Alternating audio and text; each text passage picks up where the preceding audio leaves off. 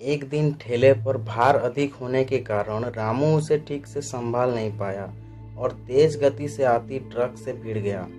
अगले ही पल उसकी मौत हो गई और उसके पीछे रह गई उसकी पत्नी जानकी और दो छोटे छोटे बच्चे गुड्डी और गुड्डू। एक तरफ रामू का अंतिम संस्कार किया जा रहा था और दूसरी तरफ उसके बच्चे बिलख रहे थे।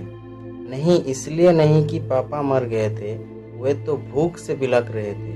उन्होंने कई दिनों से पेट भर खाना नहीं खाया था और आज तो मुंह में एक निवाला भी नहीं गया था। सो भूख से रोए जा रहे थे, माँ माँ कुछ खाने को दो ना माँ, बड़ी भूख लगी है माँ, कुछ दो ना। कोई कई पत्थर दिल भी इस दृश्य को देखकर पसीज जाता। पड़ोसियों को भी दया आ गई, अगल बगल से खाना आ गया। बड़े दिन बाद आज गुड्डी और गुड्डू पेट भर खाना खा रहे थे। अजीब विरोधाभास था, एक तरफ लोग रामू की मौत पर दुख व्यक्त कर रहे थे, वहीं दूसरी तरफ उसके अपने बच्चे बड़े चाव से भोजन कर रहे थे। जानकी ने अगले कुछ दिन इस तरह से उधार लेकर और इधर उधर से मांग कर अपना और बच्चों का पेट पाला। लेकिन ये कब तक चलता?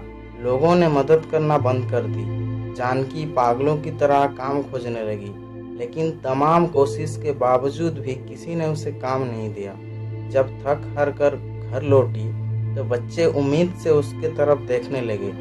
गुड्डू तुतलाती आवाज में बोला, क्या लाई हो माँ, जल्दी से खिला दो, बड़ी भूख लगी है। माँ रो पड़ी और बच्चे समझ गए कि माँ के पास कुछ भी नहीं है।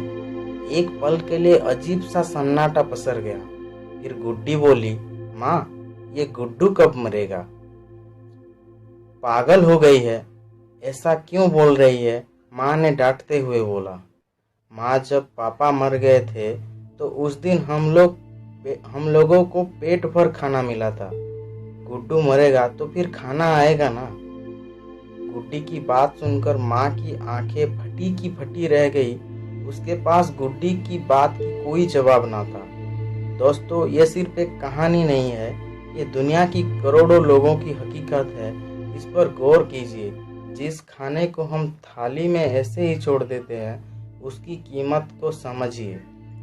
बचपन से हमें अन्न का आदर करना सिखाया जाता है, लेकिन क्योंकि हमने कभी असल भूख नहीं देखी होती, इसलिए हम उसका आदर करना नहीं सीखते।